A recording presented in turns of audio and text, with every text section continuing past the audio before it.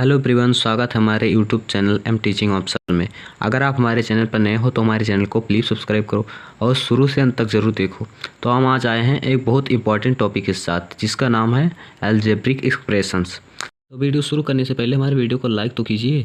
तो चलिए बताते हैं मोनोमियल्स और बाइनोमियल्स और ट्राइनोमियल्स। और प्रश्न है, देखिए यहाँ पर लिखा आइडेंटिफाई द मोनोमियल्स और बाइनोमियल्स और trinomials and quadrinomials from the following expressions.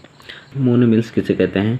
तो यहाँ पर लिखा है टर्म मतलब क्या होता है? टर्म मतलब होता है पद। टर्म मतलब पद। यहाँ पर लिखा है एक पद लिखा है, 5x मतलब एक पद है।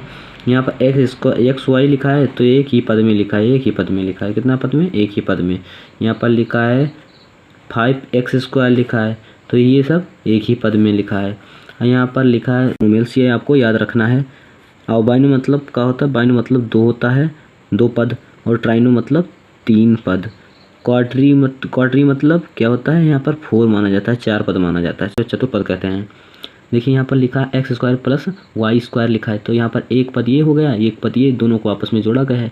बस आपको समझना है कि एक पद ये हो गया, एक पद ये हो गया।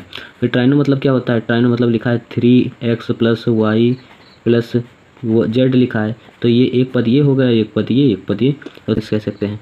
फिर लिखा है क्वाड्रिनोमियल्स लिखा है। क्वाड्रिनोमियल्स किसे कहते हैं? तो आपको सबसे पहले ये याद रखना है।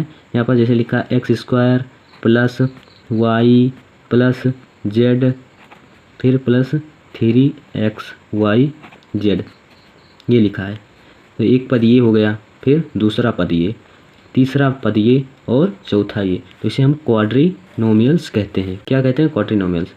आपको आप अच्छी तरह से आ चुका होगा। अगर एक बार हम फिर से रिवाइज कर देते हैं। देखिए टर्म मतलब पद होता है, अगर एक पद होगा। टर्म मतलब पद होता है, अगर एक पद होगा तो हमारा क्या होगा? मोनोमियल्स। अगर दो पद होगा समीकरण में तो यहाँ पर 2 पद होगा तो बाइनोमियल्स, और 3 पद होगा तो ट्राइनोमियल्स, और 4 पद होगा तो क्वाड्रिनोमियल्स।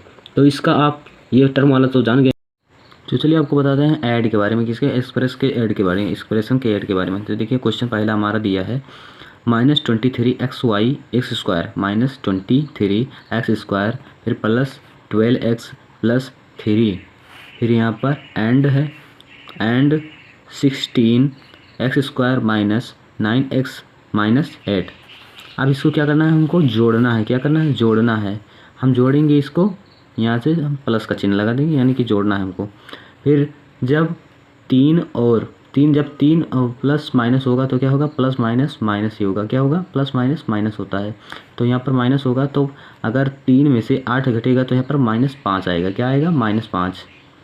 अगर यहाँ पर लिखा है x लिखा है तो x के नीचे हम x को ही लिखेंगे, ना कि हम x² लिख दें। हम x के नीचे x को लिखेंगे और x² के नीचे x² लिखेंगे। अगर लिखा है y² लिखा है, xy² लिखा है तो xy² के नीचे x² को लिखेंगे। तो आप समझ। तो देखिए यहाँ पर -5 हो गया। फिर यहाँ पर जब हम 12x में से 9x घटाएं तो यहाँ पर 3x आ गया। फिर देखिए यहाँ पर लिखा है -23x² लिखा है, फिर नीचे लिखा है 16x² लिखा है। तो अब जानते हैं कि माइनस प्लस माइनस होता है। तो जब हम घटाएंगे, क्या करेंगे? घटाएंगे 23 में से जब 16 को घटाएंगे तो हमारा कितना आएगा? यहाँ पर आएगा 7। फिर x² की जगह पर हम x² को ही लिखेंगे, ये नहीं घटता है, ये वैसे का वैसे ही लिखते हैं। बस आपको पता चल गया। यहाँ पर जो यहाँ पर 1 लिखा था, एक -0 हो गया। तो हमारा आंसर कितना आया? आंसर ये आया 7x² + 3x - 5, यही हमारा आंसर आ गया। Thanks for watching my video.